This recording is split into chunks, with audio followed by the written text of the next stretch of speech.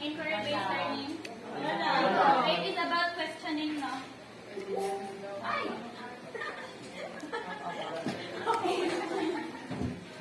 So, inquiry-based learning, the basic elements of inquiry method. Can you please all repeat it? All inquiry methods are predicated on specific assumptions about both learning and learners.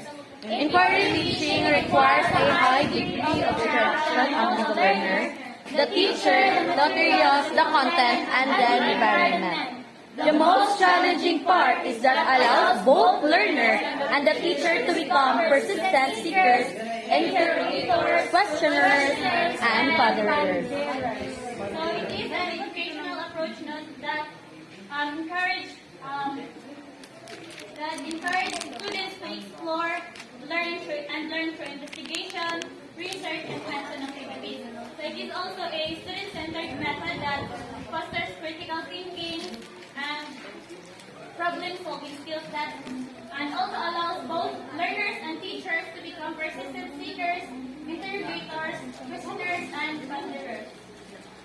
So the basic tenets of inquiry teaching or the get out in 2017. So tenets it is about belief or pagtuo in inquiry teaching. So can you may I request Miss Kate Napas for the first bullet? Inquiry methods requires the learners to develop various processes associated with inquiry. The teacher and the principal So it is about developing student skills to ask questions, analyze data, and draw conclusions. So may I request Mr. Tawidi to read the second bullet? The teacher and the principals must support the concept of inquiry teaching and learning how to adapt their own teaching and administrative styles to the concept. So it requires a shared mindset of both teacher and administrative, no? Not just about delivering information, but also create a supportive environment where inquiry thrives. So can you please read the first bullet? Students at all ages and levels have a genuine interest in discovering something new or alternatives to unsolved questions or problems. So inquiry-based learning, it taps students' natural curiosity, no, that encourage them to seek answer to their own questions. So here, no, inquiry-based learning is kanang magpangit siya sa students nga maka-ask siya question aron mabalaan nila ang kanang own answer on their own kanang experiences. Can you please read the second bullet? Alternatives or responses provided by the learners are not found in textbooks. The students use Material and textbooks during lessons just as scientists and professionals use books, articles, and references to conduct their work. So here now, students are encouraged to use different resources, including there is books, articles, and other online materials that help them to find answers to their own questions. Next, please read. The objective of inquiry teaching is often process. In many instances, the end product of an inquiry activity is relatively unimportant compared to the processes used to create it. All conclusions. So the objectives of inquiry-based learning is often about the process, the process on how to get the answer. So process is more important than the outcome. So why it is process is more important than the outcome? Mr. Tawidi? Why process is more important than the outcomes?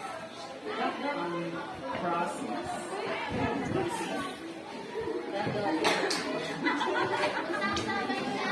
Why process is more important than the outcomes? Mr. Tawidi? dapat how to process to support the knowledge of your student. Other teaching strategies. Okay, thank you. Mr. Linda, do you have any idea? Yes, Mr. Studio.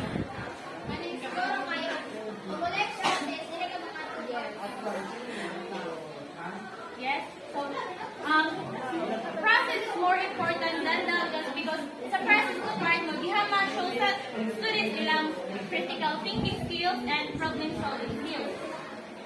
Can you please read the second bullet? All conclusions must be considered relative or tentative, not final. The students must learn to modify their conclusions as new data are discovered. So here now, students must learn that not all the conclusion is final but just a tentative because they may revise their thinking if they encounter new information. Next. Inquiry learning cannot be In the real world, when people think or create, it's not usually done in 50-minute increments. So, inquiry learning, it is cannot be rushed. It is because if sa pag-una-una pa lang sa students, no, it takes time. And also sa pagbuhat ana, it may need a taas na panahon. Takes time. Can you please read the next bullet? The learners are responsible for planning, conducting, and evaluating their own effort. It is essential that the teacher plays only a supported role, not an active one. That is, the teacher should not do the work for the students. So, here in inquiry-based learning, so students must empowered to take ownership of their learning. So, si teacher only act as siya lang ang mag-guide, facilitator to support the learning of the students. Next. The students have to be taught the process associated with inquiry learning in a systematic manner. Every time a teachable moment arrives, the teacher should capitalize on it to further the building of inquiry process. So, teachers should teach learners about the process of inquiry-based learning. No? If naay ka ng pagkakataon si teacher, no, dapat ihagid, itudlo, ihagid mismo. Next bullet.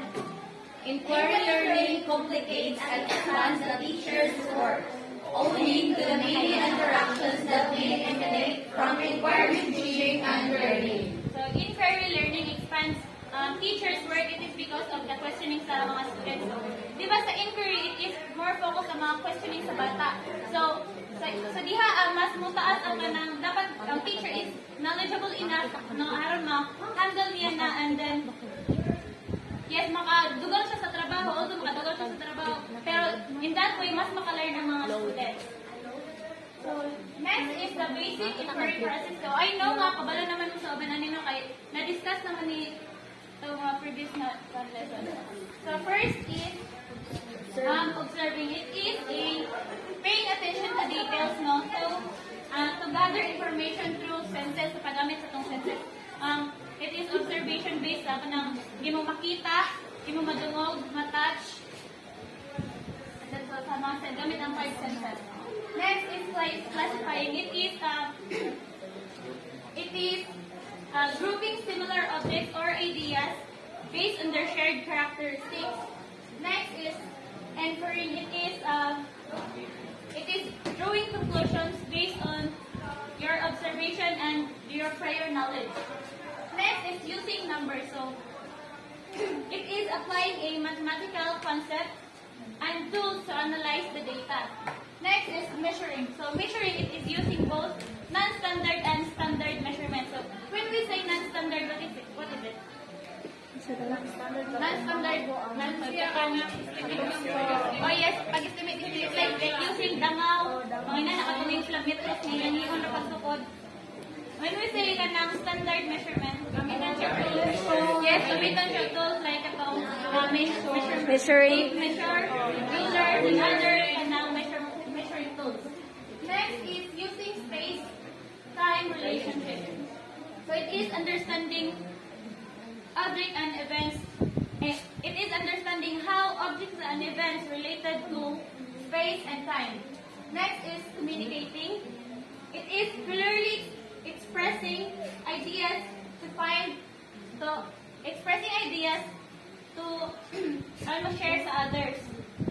Next is predicting. So it is kanang tagna-tagna, no? It is making a repeated guess to the expected outcomes. Next is operational definition. So it is clearly defining terms and concepts in a way that can be measured or tested. Next is formulating hypothesis. So it is stating the expected outcomes now based on kanang sa patterns sa evidence.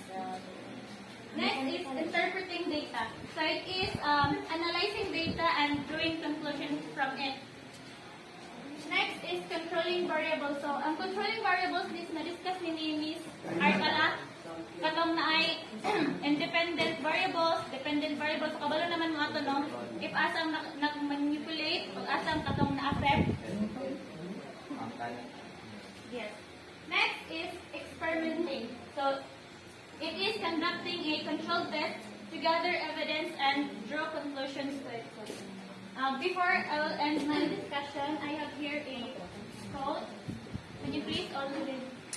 We learn more by looking for the answer to a question and not finding it than we do from learning the answer itself. So that's